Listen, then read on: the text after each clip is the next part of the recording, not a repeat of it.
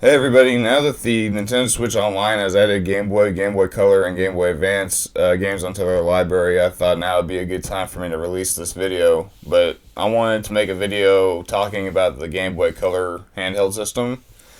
And it might be really weird to hear that because, it's a 1999 system, basically just an upgraded Game Boy, what could be interesting to talk about on it. But for me, there's a lot that goes into this little handheld, and there's a lot of things that still perplex me about it to this day. One of the things that perplexes me that I think is kind of weird is just how Nintendo kind of handles the system in their own eyes. Because if you look at the amount of Game Boys sold, or if you ever look at a list of like the best-selling game systems, you'll see that the Game Boy and the Game Boy Color are coinciding. And the reason I think this is weird is because the Game Boy has its own library of games, whereas the Game Boy Color also has its own library of games. And some of them are backwards compatible, like you can play some Game Boy Color games on Game Boy, but majority of them you can't. And it would be different if it was like 5 or 6 games. But like the Game Boy Color had a lot. Like it had about 700 unique games to it. But the thing that's weird about that also is the fact that it's just like the Game Boy Color, it didn't really seem to have a sense of direction with how the game should go. And that's kind of the thing that also perplexes me. If I could, I would really like to go back in time and figure out what in the world they were trying to do with the system. Because even looking at it now, I still have no idea what the grand scheme of it was, other than maybe possibly just being a little stepping stone to the Game Boy Advance, or just, kind of like an appetizer, just getting people ready for the Game Boy Advance. Just like, oh, here's like a little piece of an upgrade. Why don't you play this for like 2 years, 3 years, and then we'll get you something different. The reason that's also weird is just because like some of the games that they made for it, like there were some games that actually did try to, do something unique, and there was a lot of games that were honestly impressive and that added upon, the formulas of the past Game Boy games. Like you had Link's Awakening, which came out on the Game Boy, and then Oracle of Seasons and Oracle of Ages did something that was completely different, and they were both expanding upon Awakening, but they were also adding their own unique, like, formulas or their own unique gameplay mechanics and stuff into it as well. And then you also look at, like, Pokemon Gold, Silver, and Crystal. By the way, of those three, Crystal's the only one that's actually an exclusive to the Game Boy Color. And that's another thing too, just how little Nintendo IPs were really on the Game Boy Color. I mean, you really had only like Pokemon, Mario, Kirby, Legend of Zelda, and I think you also had Wario. Yeah, you had Wario Land 3. And Wario Land 2 it was as well, but it depends on where you were, because in the Americas we had Wario Land 2 on Game Boy, just regular Game Boy, and I think that was also in Australia. But in Japan, they only got Wario Land 2 through the Game Boy Color, which is a weird thing. But anyways, so to get back to that, it's I just find it really weird how they handled the system, because I feel like if they had taken it more seriously, or if they hadn't treated it as like a stepping stone console, there could have been a lot of really cool, unique things they could have done with the Game Boy Color. Because one of the instances is there was a few games that were ported, or that were like NES games, and they put it on the GBC. One of those is like Super Mario Bros. Deluxe. It was a kind of remastered, remade version of Super Mario Bros. Like they added a lot into that game, and it was kind of its own unique thing. But it was still Super Mario Bros. 1. And it was also the only way you could play Super Mario Bros. 2, the Japanese, Super Mario Bros. 2, on the go. And I think that was really the cool thing about it, was that it just gave you 2 Mario games plus a multiplayer mode for this first Super Mario game. And, a few other things. And then I think Shadowgate Classic, I think that was also an NES port onto Game Boy Color. I'm not too 100% sure. But, like, I feel like if they wanted to treat the Game Boy Color as an NES ported system, I feel like that would have been a good idea, because there was a lot of NES games at that time that really didn't have a whole lot of exposure. Like Earthbound 1, or it would be technically Mother 1, Earthbound 0. I feel like that could have probably worked on the Game Boy Color. You saw Dragon Quest on the Game Boy Color, or yeah, Dragon Quest 1, 2, and 3 on the Game Boy Color. Why not Final Fantasy, I just think it was weird how they didn't delve into the NES market, because I feel like they could have gotten a lot more people, hyped up for the Game Boy Color with, adding ports of old NES games onto it. You could have Metroid, Kid Icarus, and Legend of Zelda before the Game Boy Advance came out. And even when that did come out, we only got Metroid and Legend of Zelda on the Game Boy Advance. We didn't even get Kid Icarus because that released in Japan, so we didn't even get it. But we did get a exclusive Game Boy, Kid Icarus with Myths and Monsters. Again, though, I mean, you could have re-released that for the Game Boy Color, added a few things, and released it nationwide. Whatever. It was just a weird thing. Another point that kind of goes into this also that I think is really weird about the Game Boy Color is just at the time, which was around 1999, the PlayStation 1 has already been out. Atari is pretty much the laughing stock out of everybody at this point. And Sega, Nintendo, and PlayStation are pretty much the only big dogs left in the scene.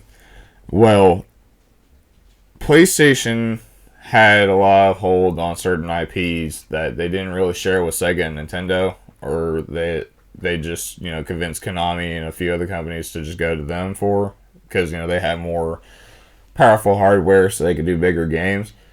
But they actually brought some IPs of some PlayStation-born characters, onto the Game Boy Color, except for Snake. I would argue Snake's kind of a NES-born character, but I'd say his persona was kind of more built upon in Metal Gear Solid on PlayStation 1 than on the NES games. But anyways, they brought Metal Gear Solid Ghost Babel on the Game Boy Color, and they brought Tomb Raider as well. And these two series, I mean, Metal Gear Solid kind of has been on the NES, but not under the name Metal Gear Solid. It was just Metal Gear. So seeing a Metal Gear Solid game on Game Boy Color is kind of crazy. And then seeing Tomb Raider, Lara Croft, who was exclusively PlayStation at that time, just seeing her, on a handheld portable is kind of crazy to think about, especially during a time whenever all these companies kind of had a stranglehold on their IPs and they were very hesitant on letting them go. I mean, you should see how long it took for Final Fantasy VII to come out for a Nintendo console.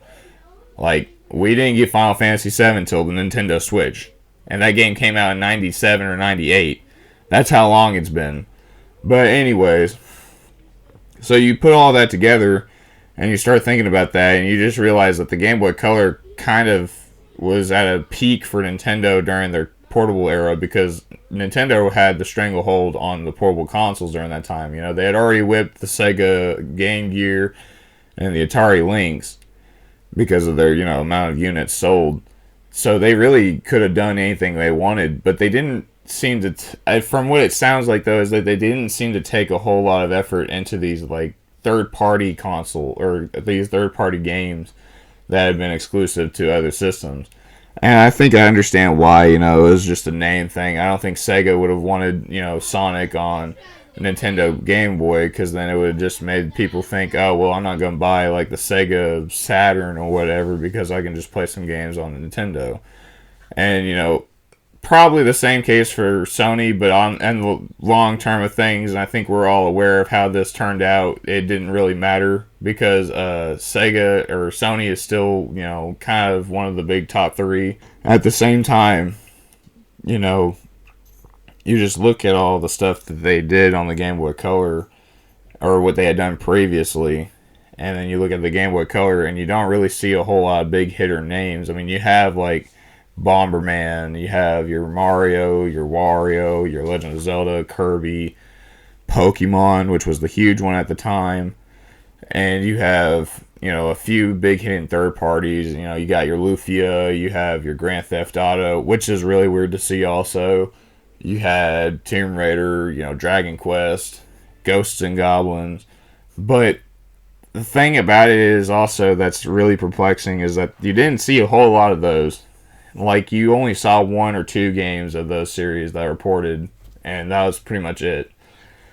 And it's weird because, you look back towards the Game Boy, the Game Boy had, a lot of games that were made for it. You had the Battletoads series, you had more than one Mario, you had one Zelda, I'll give you that. You had Metroid 2, but at least you had a Metroid that came out. We didn't even get a Metroid on the newer system.